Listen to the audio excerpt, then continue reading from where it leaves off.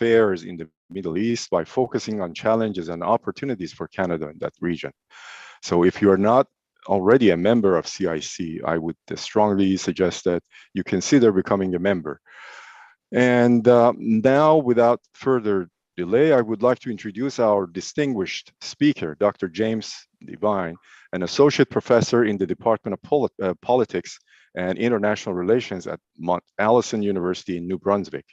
Dr. Devine completed his PhD at McGill University in the Department of Political Science, and his research interests include international relations and foreign policy in the Middle East, the politics and foreign policy of Iran, international rivalries, and protracted conflicts, democracy and authoritarian policies or politics in the Middle East. It's noteworthy that today's discussion is part of the series of events that we are organizing discussing Canadian foreign policy in the region. And today's program is reviewing Canada-Iran relations. Undoubtedly, this discussion is particularly very relevant to the context of the current conflict in Ukraine.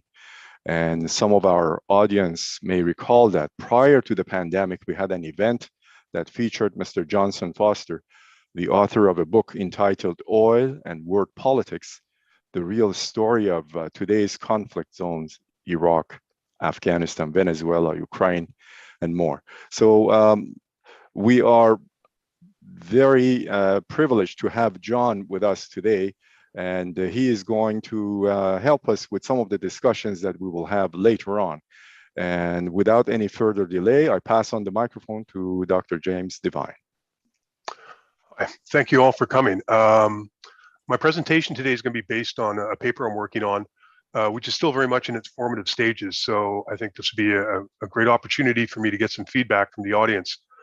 I'm going to be looking at Canadian-Iranian relations, and I'm going to argue that while Iran has become an increasingly important part of the Canadian foreign policy agenda, Ottawa's options as a middle power are actually limited vis-a-vis Iran.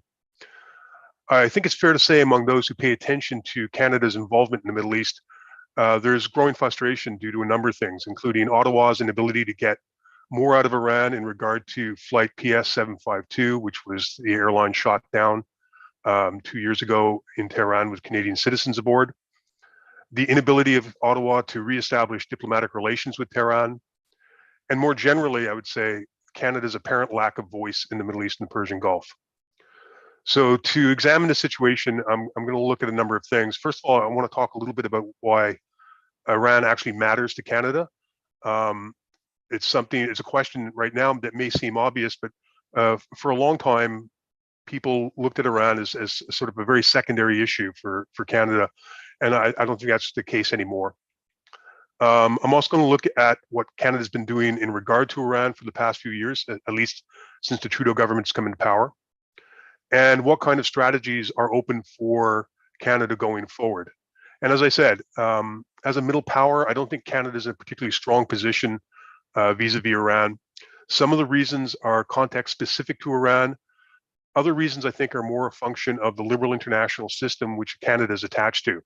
And of course, as we just heard, the situation in Ukraine, among others, is undermining that system. So why does Iran matter to Canada? There's a number of reasons. First, Canada is still dealing with the aftermath of the destruction of Flight PS752 in Tehran, which caused the death of 55 Canadian citizens and impacted the lives of Iranian Canadians across the country. Second, there are approximately 1.3 million Iranian Canadian citizens, many of whom continue to have family in Iran and travel to the country regularly. Since diplomatic relations were abrogated by the Harper government, Ottawa has been unable to provide support or services to this community while abroad. Third, the 2020 Cyber Threat Assessment Report, the NCTA, named Iran, along with China, Russia, and North Korea, as the greatest strategic threats to Canada's critical infrastructure, intellectual property, and political events like elections, and also made note of Iran's behavior influence operations within Canada. Tehran has already been implicated in cyber attacks and hacking, targeting the Canadian Centre for Occupational Health and Safety in 2013 and Canadian universities in 2018. Fourth, and much more broadly, Iran is a pivotal player in the Middle East where Canada has numerous interests.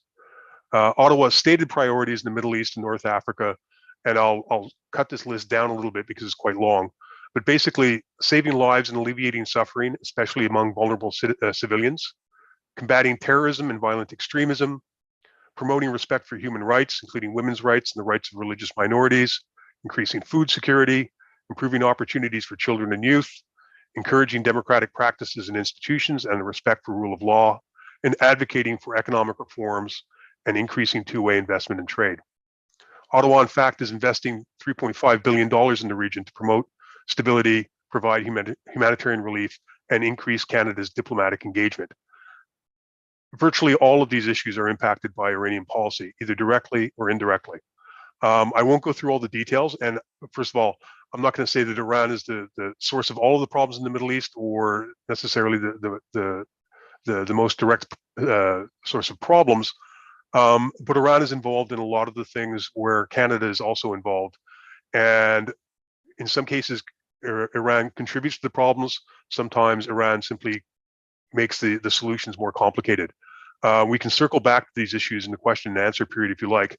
But the bottom line is, for what Ottawa wants to achieve in Canada, Iran is going to come up again and again. If I could briefly summarize Ottawa's preferences in its relationship with Iran, in a sense, provide sort of a Canadian wish list, it would probably look something like this. Transparency and justice and accountability in relation to Flight PS752, a cessation of cyber attacks and hacking, a cessation or at least a moderation in policies Ottawa believes are destabilizing in the region, including the funding of groups on Canada's terrorist list, recognition of the State of Israel, better respect for political freedom and human rights within Iran, and a return to normalized diplomatic relations. Of course, that's a wish list, and realistically, no country ever gets everything on its wish list, but Ottawa would look to be trying to achieve some of these goals. So what can Canada do? Canada is a middle power. It's not a great power. It lacks the military and economic power to change or influence Iran's behavior, or really to pursue its own interests in the Middle East unilaterally. Traditionally, middle powers have been able to pursue a number of strategies, and even though they're not great powers, still have some influence in international affairs through working with multilateral coalitions, using soft power and public diplomacy, what's referred to often as niche diplomacy, that is focusing their attention on particular issue areas, providing expertise, and acting as an honest broker. When we look at what the Trudeau government has done since coming into power, a lot of it looks like it's been taken right out of the middle power playbook. We have a series of sanctions on Iran due to its nuclear program, which are in line with the United Nations and the United Nations Security Council. We have other sanctions in conjunction with our other allies in regard to human rights abuses and the support for terrorist organizations. We have worked with coalition countries, the International Coordination and Response Group, for instance, to address issues related to Flight PS752. And we've referred that issue to the International Civil Aviation Organization, and in fact are threatening to pursue it further remedies through the international court system. So when we look at this, for the most part, this is what you'd expect to see from a middle power. There are a couple of things which are not part of the middle power playbook, which continue to be part of Canada's relationship with Iran or its policies towards Iran.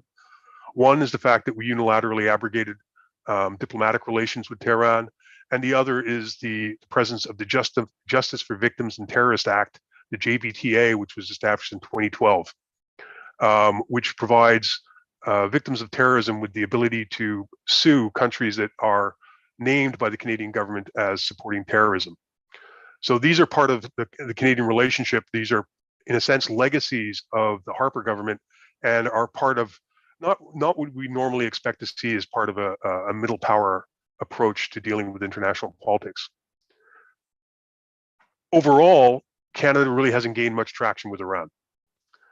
Tehran unilaterally offered to put aside $150,000 for each family of the victims of Flight PS752. But Canada rejected the offer, claiming the process needs to be negotiated, and that Iran is still not providing a full account of the incident. Iran has also pushed back in other ways, launching cyber attacks against Canadian targets, as I mentioned earlier, criticizing Canada's human rights record, in regards to Indigenous peoples, and supporting the truckers' freedom movement, the truckers' freedom convoy in Ottawa just recently. In short, Tehran's response to Canadian diplomacy has either been dismissive or belligerent. Now, there's a number of reasons why things haven't worked out the way Ottawa would like.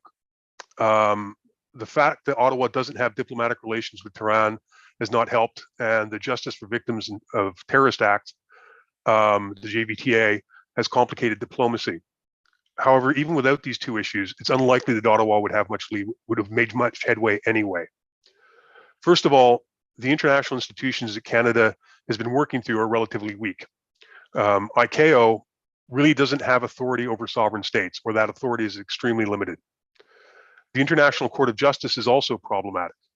It's extremely slow. It only gets involved when negotiations and arbitration have already failed, and we're only getting to that point now, 2 years later.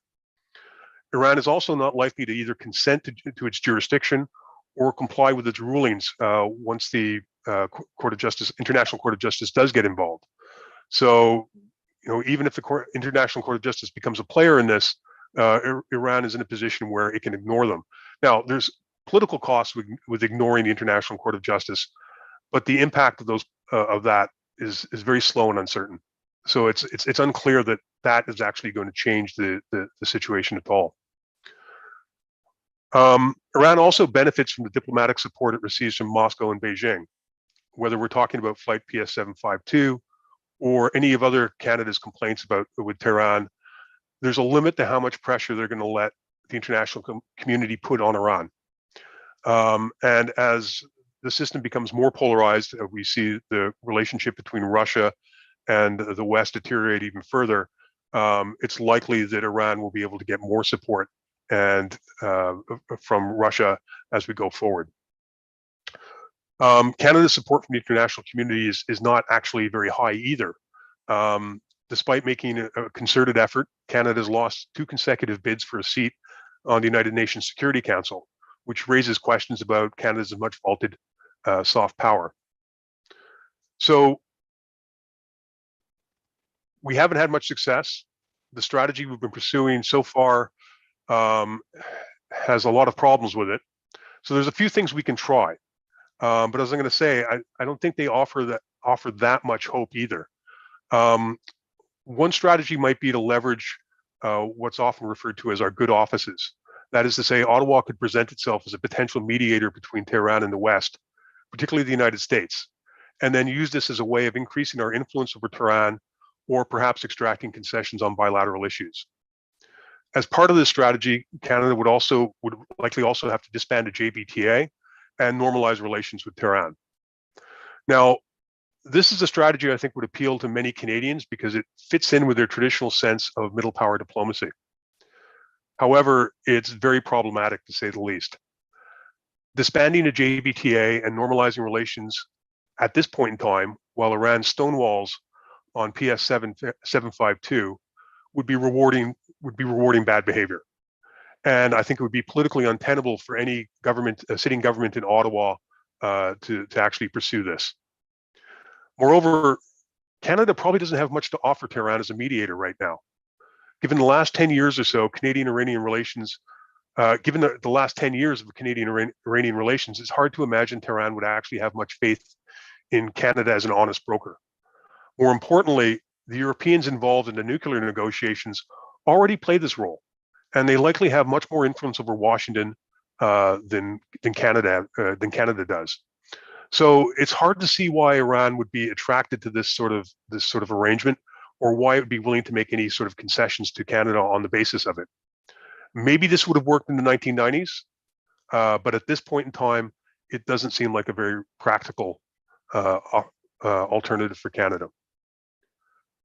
Another way Canada could go is to take a more muscular approach to being a middle power, something more akin to Stephen Harper's hardline on Iran, but in a more coordinated way with like-minded allies such as the United States, Israel, and the loose anti-Iranian coalition of Arab states, which has been forming over the past few years. This would certainly make Canada stronger, and it would be consistent with the fact that we have the JVTA in place and our diplomatic relationship with Tehran is frozen, These are, for the moment, these are political realities that we can't get away from. However, I think overall, this approach would be counterproductive.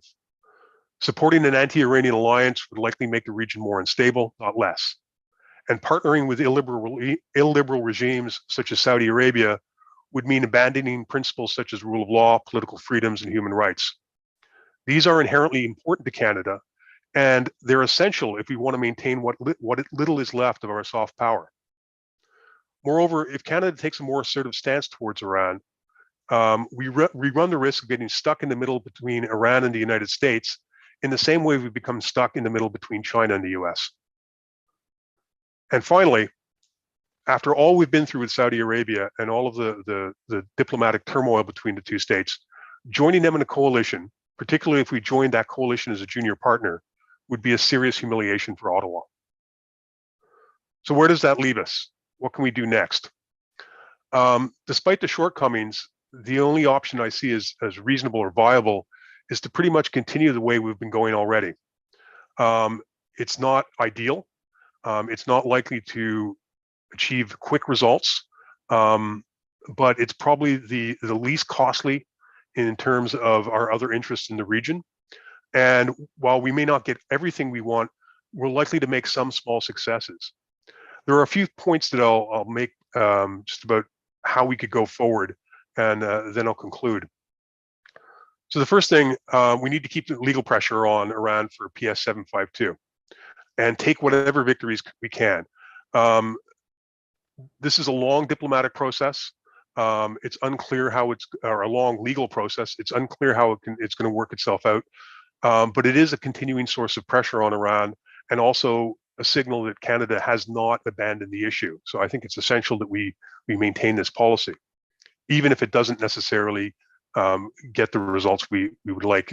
We would like.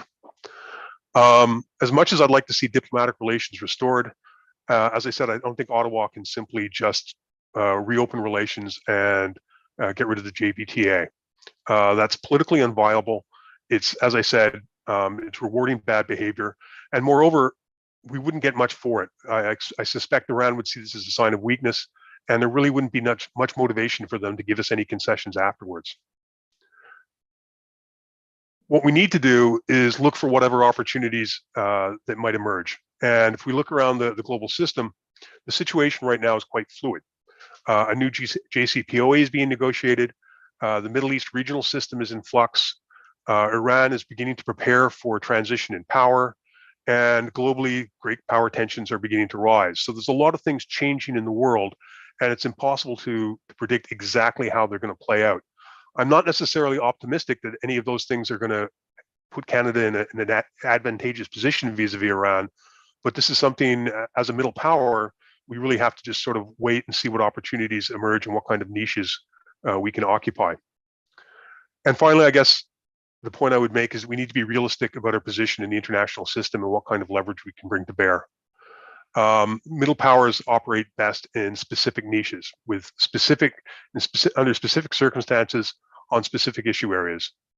It may simply be the case that Iran is just not our niche. It's not a place where we have a lot of leverage.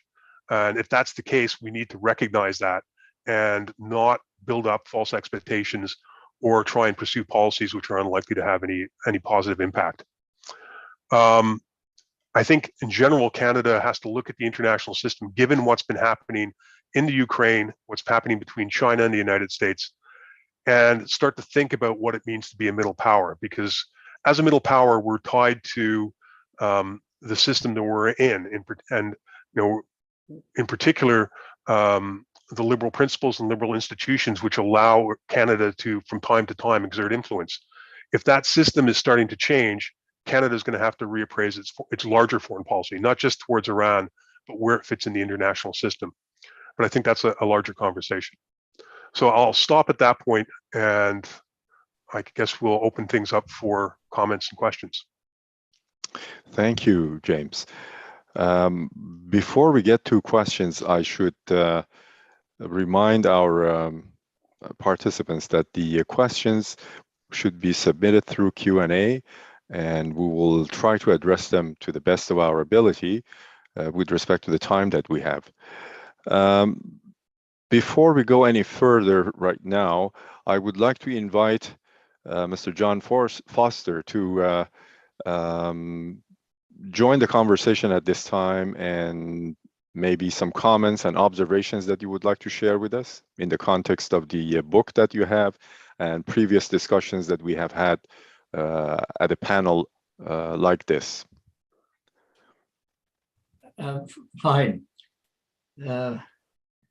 I think the point that I would like to stress is that one of how we relate as a country to other countries, and what's bothering me right now is that I have the feeling in the case of Canada that we are not treating other countries with respect. We are, yes, a middle power, but lined up very, very much with the United States.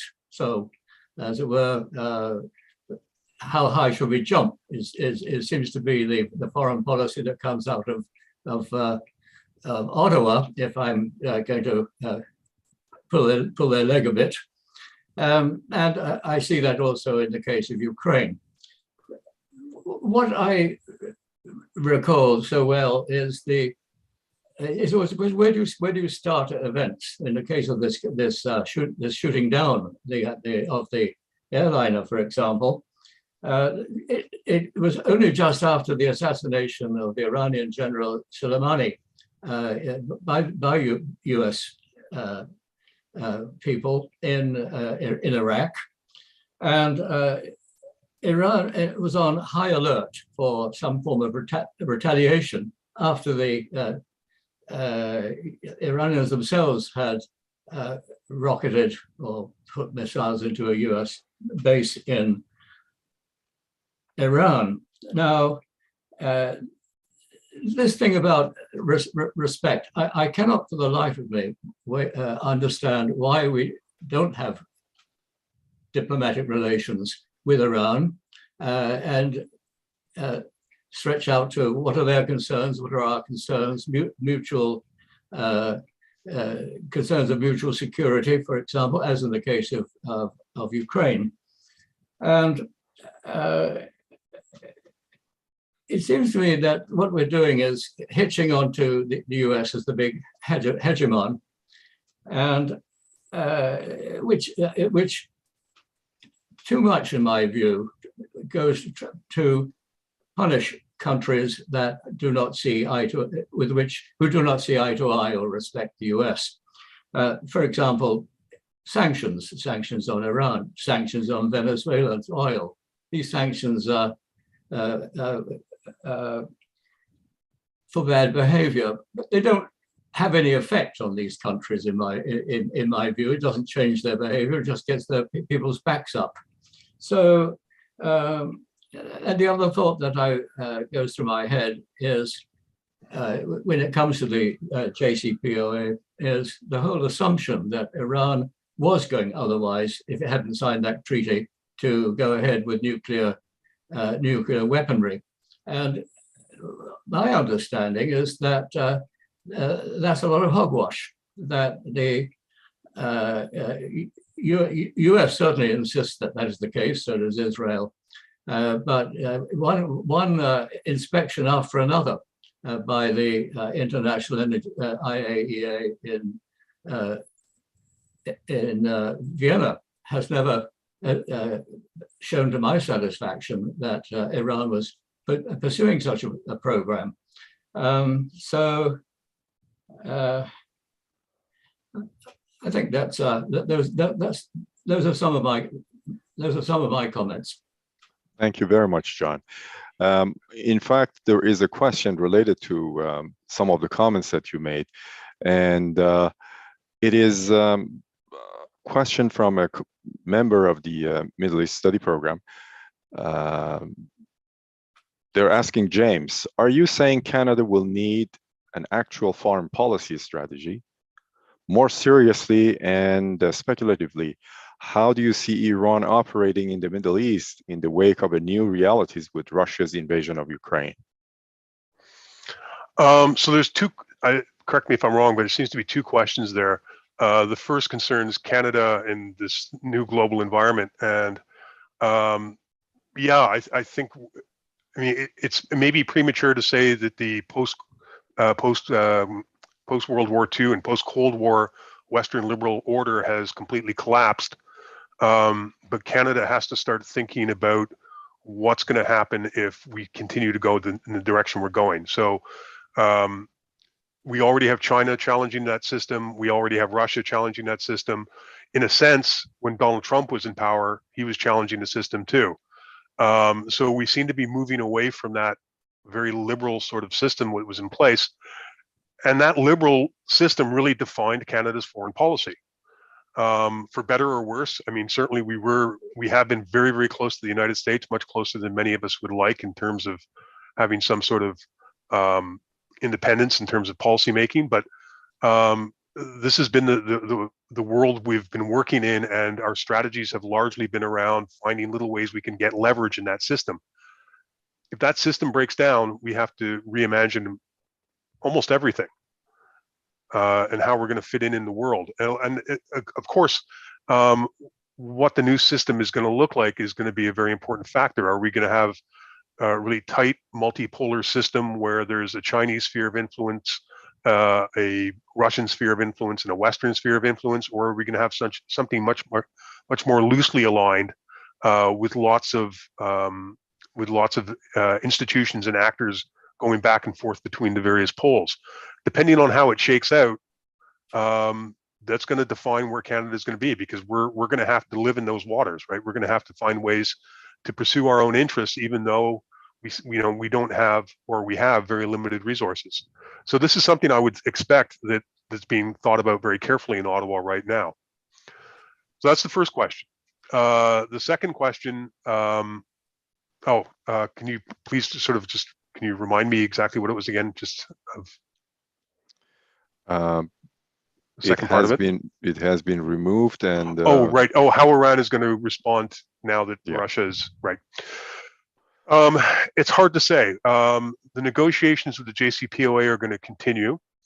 I think Iran's preference is to get a deal, but the costs of not getting a deal are lower to the extent that Russia and the United States are at odds. Because ultimately, what Iran is going to want, if it can't get a deal, is some sort of support from Russia and China diplomatically and economically, so they can withstand the isolation that the United States tries to impose upon them and the economic sanctions. If they have alternatives to dealing with the West, then they're going to be able to survive without a new JCPOA much more effectively. So I don't think it's going to change the way they negotiate right now, but if the deal doesn't come together, the more polarized the international system is, the more tensions there are between the United States, Russia, and China, the better it is for Iran, the easier it is going to be for them to survive. Thank you. There is another question again related to what you and John has been saying vis-a-vis USA. First, there is a praise. Thank you for the great presentation. My question is that normalization of the future relations between Iran and Canada, as you mentioned, how you would see the influence of the USA? In other words, is there any possibility that we can remove the USA from Canada-Iran equation? Well, we can't remove the USA from the Canadian-Iranian equation. It's just, I don't think that's possible. We're too closely tied to the United States for that to ever happen. The American position on what we did when Harper was in government was not necessarily positive. We didn't do this in conjunction with the United States. We did it unilaterally. The Americans actually relied on us to at least a small degree for having some eyes and ears on the ground in Tehran. So they weren't necessarily pleased that we did this. Certainly hawkish Republicans would have been okay with Harper's decision, but it's not something which has been driven primarily by the United States. I haven't seen anything to suggest either with the Biden government that they would be opposed to us reopening relations. This is something that's between Canada and Iran, and it's a complicated problem, right? There's a number of things involved. Even if we took out the issue with the downed airliner, which is probably the biggest thing on the agenda right now, but even before that happened, Canada had tried to reestablish relations with Iran, and Iran was open to it, but only under certain conditions and only with certain people being given diplomatic credentials and coming to Ottawa, people that Ottawa wasn't willing to accept, right? So there was some broad agreement on the idea of reopening diplomatic relations, but there was disagreement on exactly how it was going to happen. It's unlike, for Iran, I think it's unlikely that they're going to be willing to make any concessions to Canada in that respect for a number of reasons. One of them is simply they don't need us. And this is one of the points I was trying to make with the idea that Canada's position as a mediator is probably not that strong. We don't play a really important role strategically for the Iran. So why make concessions to Canada? In fact, it might be actually quite the opposite. Kicking Canada is something that actually plays well among hardliners in Tehran. Especially if, in a sense, ironically, especially if they sign the JCPOA. Usually when Iran has done something that looks quote unquote moderate in their foreign policy, they've tried to rebalance the ideological equation by doing something a bit more radical somewhere else. And for Raisi, if he signs a deal with the Europeans and the Americans, he's likely to be anxious to reassert his hardline credentials in other ways. And one of them may be to be lashing out at Canada. So I don't see a lot of motivation for the Iranians to actually change the situation now. If it was going to change, it would basically involve Canada going to Iran and I'm not going to say begging, but basically being willing to take whatever terms the Iranians demanded. And that I don't think that would be very useful for Canada in the long term, even though I would definitely like to see the diplomatic relations reopened. But I don't see that being in Canada's advantage at this point. And certainly politically at home, any government who did that would just get absolutely blasted. It's an interesting observation, but going back before the transformation in Iran, Canada had some specific relations with Iran in the area of, if memory serves me correctly, providing training for the pilots in the Air Force. I think it was a specific brand of training plane that was provided by Canada or modified by Canada.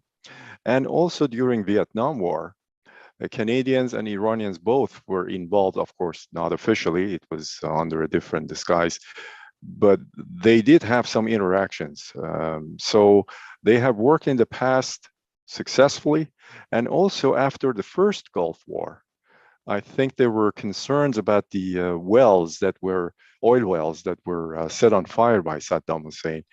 And the experts from Iran and Canada worked together to manage some of those wells that were set on fire. Is my memory correct?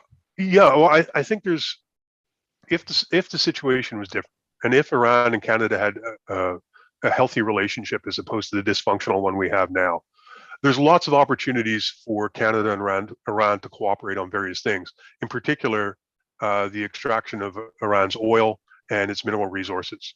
Iran's oil infrastructure has been in decay since the 1980s, and their ability they lose a great deal of oil that they pump out of the ground. So their ability to actually extract their oil resources in an efficient manner is very problematic, and Canada would be of great help.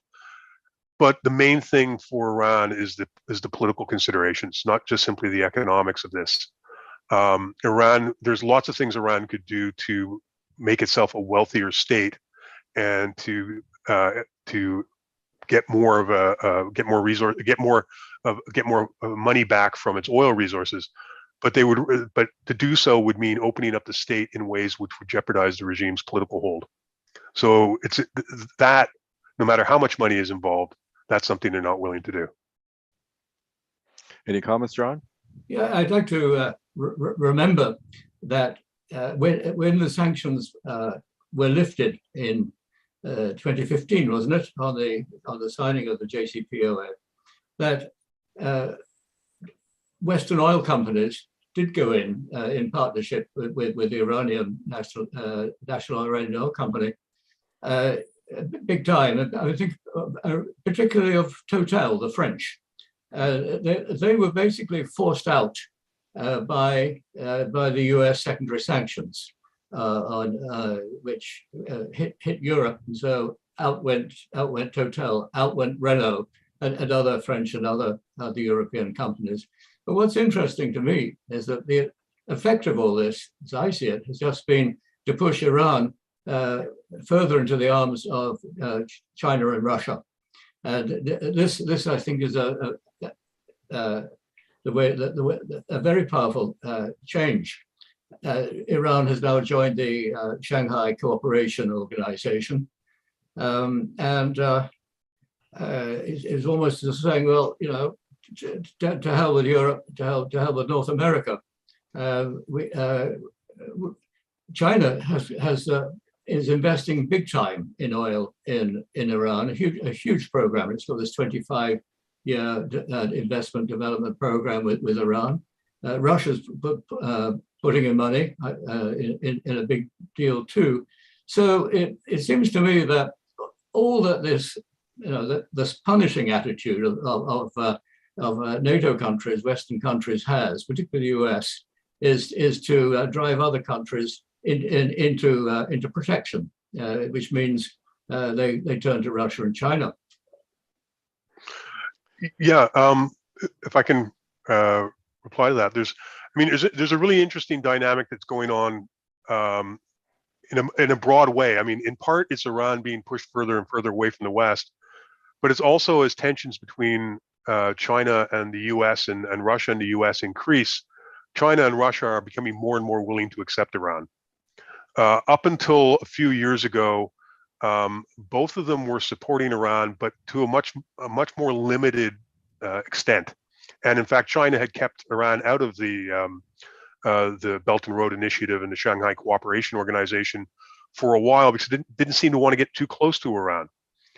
So, in part, it's not simply just Iran wants to get close to them, but now as the international system becomes more polarized, they're more open to getting close to Iran. So it's a lot of things coming together to create that sort of effect. One of the reasons I think China has been very successful in terms of spreading its economic influence and doing business with countries like Iran and Iran in particular is that they don't have any political requirements attached to it, or very few at least. And that's one thing for Iran. It's not that Iran doesn't want to get the most money it possibly can out of its oil reserves. It's just it's unwilling to pay a political cost at the same time. And if China can offer to take out Iranian oil, provide markets for it, and do all of that without making comments about human rights or political liberalization or Iran's relationship with the rest of the Middle East, well, that's the direction they're going to go. And I think that's been pretty clearly the case. Just out of curiosity, John, wasn't Shanghai Cooperation Organization created back in the 70s by Dr. Kissinger to bring China in the closer to US? Is it true? Are you referring to the Shanghai Cooperation Organization? Yes. Yeah. Oh, this is no. My understanding, it's an agreement which is basically put together by China with Russia, and the stands in Central Asia, other than Turkmenistan or Afghanistan. It's now increased in size, of course, to include India and Pakistan, and now Iran. Okay. Nothing to do with Kissinger, I don't think. Okay. There is a question. It looks to me that Canada has aligned itself with the policy of maximum pressure of the United States.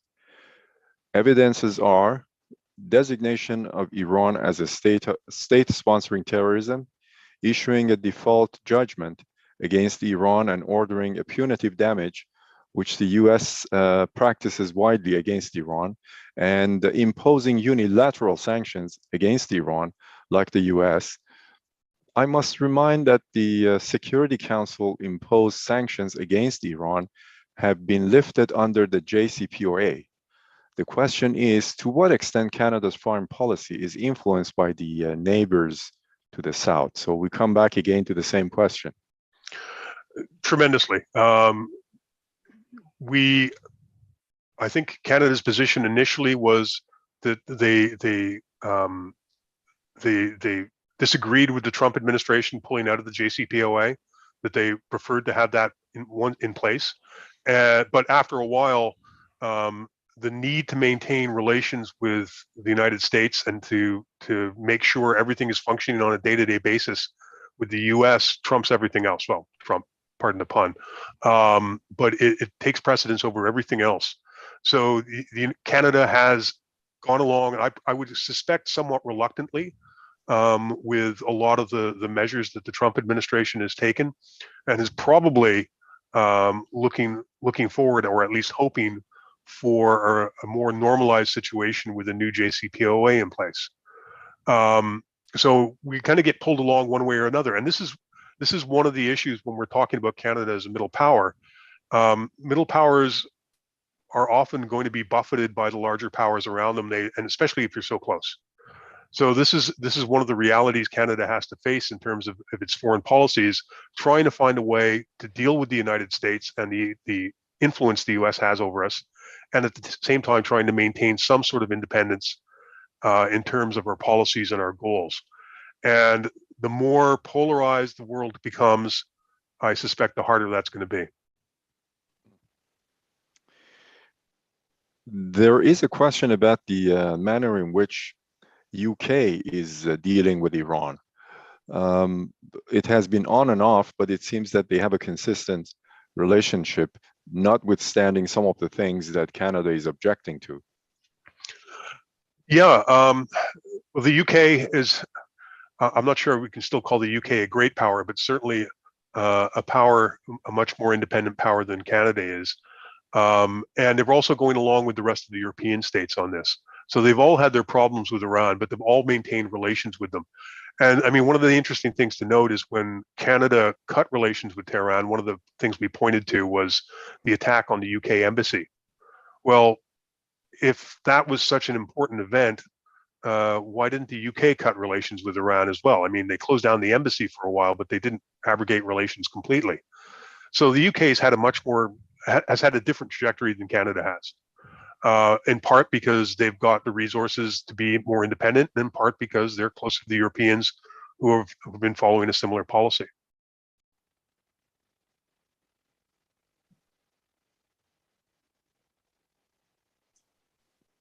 I'm sorry, I had this call. I muted myself.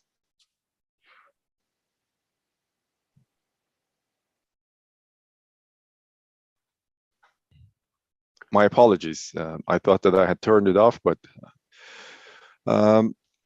yeah, it's also similar to the relations that Norway and some of the Scandinavian countries have with Iran, which again differs distinctly with the approach that Canada has. Does that really concern you, James? I mean, in terms of the model that you are looking at?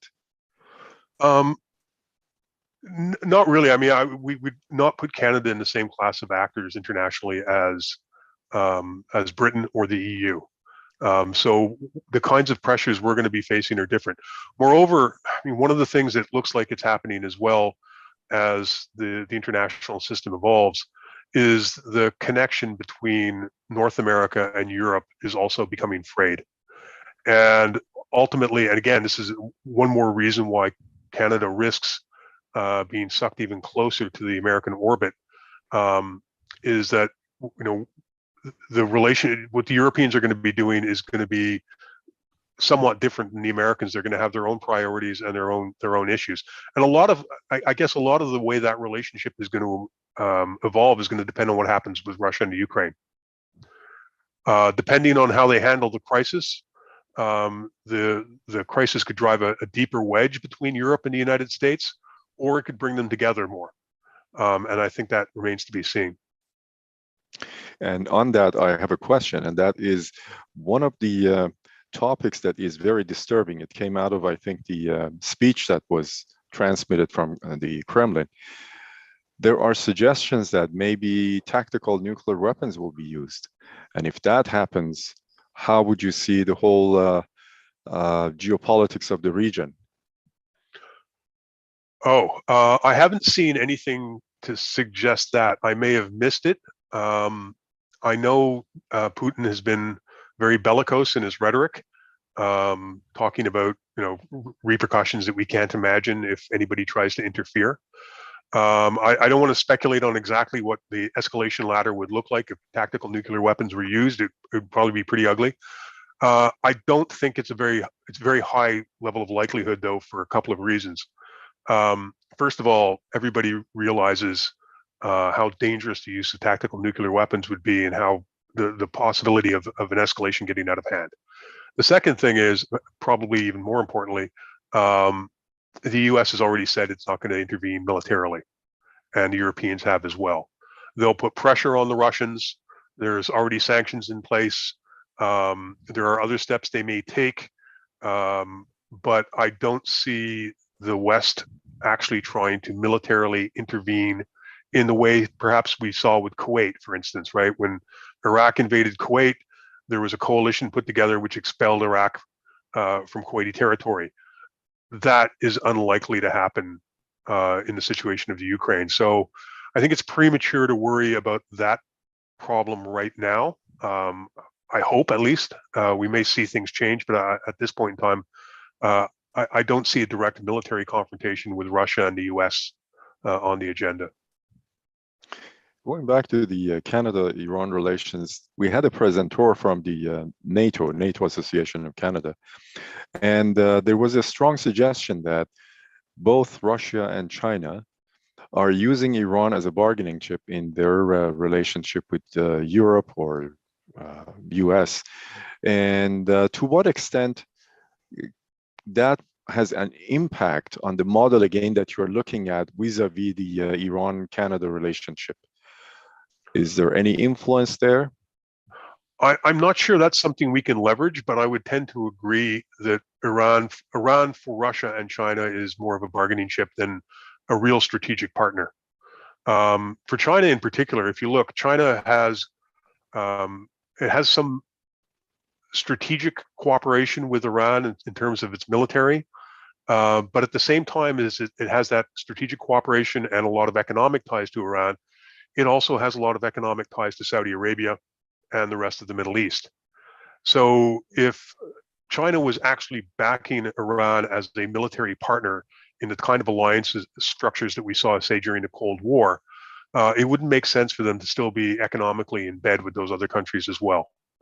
It looks like to me like China is playing both sides, and that means using Iran for all the leverage it can get itself, and also at the same time exploiting whatever economic opportunities are available.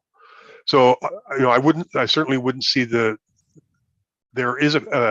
have become closer over time, but I think there's limits to what that relationship is going to be. I don't see, however, Canada. Maybe there are ways which will become more obvious as time goes by, but at this point right now, I don't necessarily see an opportunity for Canada in there, in part because our relations with China are as bad as our relations with Iran, if not worse. So there's no way we could wean China. There's nothing we can offer China to wean them away from Iran. In fact, neither can the United States, I would suspect. The other point is the recent, sorry, John, go ahead. No, I was going to say that, of course, one of the reasons that the relations with both China and Russia have gone down the tube in the last few years, or in the case of China, maybe the last 2 or 3 years, has been the enormous rise, the resurgence, the renaissance of Russia after the terrible years of the 1990s, economically speaking, and the extraordinary growth, economic growth of China, so that in terms of purchasing power, it's now the world's biggest economy. With that goes a challenge to the US as the world's hegemon. which is the way they see themselves. And it seems this is what I see being played out in Ukraine, which is a subject in its own right. So I'm trying not to go down that alley. I do see also when it comes to Britain, which my reaction to Britain, coming from Britain, of course, is that it's an absolute lockstep with the United States. It's solid. I don't see it as independent, certainly not acting as a quasi-European. That's what the English Channel is for. And Britain also, my belief, but this is for Hamid to shoot me down on this one, just to be provocative, has a pretty poor reputation within Iran. And again, it goes back to World War II, when Britain and Russia, the Soviet Union, carved up Iran for protection against the Germans. And of course, the nationalization of the Anglo-Iranian Oil Company, which after it morphed into BP, I joined. So I never, at that time, was realizing that's the case. But for a year and a half at that time, of course, Iranian oil was embargoed. It didn't flow. And now we see sanctions again on Iranian oil, which the Chinese are ignoring. I went to Iran for about a month in the latter years of the Shah. I was with the World Bank, and we were regarded, to my astonishment, as spies. I couldn't think why. Iranians, being very proud people, wanted to be treated with respect, and they felt they weren't. I have a feeling that the same is true today. Thank you. That's probably one of the common elements in a number of countries. The Chinese are saying the same thing. The Russians are saying the same thing. But the point is that with the rapprochement that is emerging between Qatar and Saudi Arabia and Iran, how, James, do you see the Canada again in between this and Iran? Well, that change that's been taking place over the past couple of, well, actually about a year now, I guess, when Iran started talking to the Saudis through Qatar and also through the Iraqi government as well, is fascinating. It's not clear how far either side wants to take it. I suspect the Saudis are looking at the United States and thinking the U.S. isn't going to be a reliable partner going forward. If the JCPOA is signed, they'll see that as the U.S. abandoning them to the Iranians. And if the JCPOA fails, they still saw what Donald Trump did when he was in power, when he refused to take any military action against Iran. So whoever's in power in the U.S., whichever way the JCPOA goes, I think the Saudis are now starting to look for security guarantees which are more local. There's a number of benefits Iran has to talking to the Saudis right now, in part to decrease the isolation that they're facing. But I'm not sure either side wants to take this to the point where you have a new relationship. I think, at least so far, the discussions have been more about reducing tensions than they are actually reestablishing friendly diplomatic relations in the way we saw with Mohammad Khatami in power. Now that might develop and go further. There's been a few diplomatic exchanges in some cases, but it's until we see that start to develop further, it's going to be hard to predict. Now, again, though, I don't see how that helps Canada's position. It's good for Canada, I think, overall. If you look at Canada's interest in the region, it's good for Canada if the Saudi-Iranian rivalry is moderated. But in terms of actually Canada getting some sort of political leverage out of this, if anything, once again, it makes Canada less relevant. Well, any last comments before we end the session? James and John? We have only 2 minutes. Yeah. Any last comments? No, I'm good. Thank you. John? I suppose I'm biting my tongue about getting involved in Ukraine and Russia and all that. But I think I would just come back to this question of sanctions. That, to my mind, that they're iniquitous, whether they be imposed on Iran or on Venezuela, Syria. There's a whole crowd of countries, and on Russia. And no good comes of this. What we look like, in my view, in putting on sanctions is sanctimonious, as if we are the people who can judge, and those people can take it. Of course, it can backfire. Thank you. That's a very good point, because it reminds me of the story in the Bible that let the person who hasn't done any sin throw the stone. On that note, I want to thank you, James and John, for taking the time to join us for this conversation. I hope through the interactions with the audience, James, you got some feedback for your chapter certainly. that you're writing. Yeah. And we hope to see John again at one of our sessions to talk more in detail about the some of the behind the scene deals that occur in places where oil is or energy is the source of power. With that, I would like to thank our audience, and again thank Reed for providing the technical support, and once again suggest to our audience that they should consider becoming a member of the CIC. James, thank you so much for taking the time to joining us. It's my pleasure. Thank you.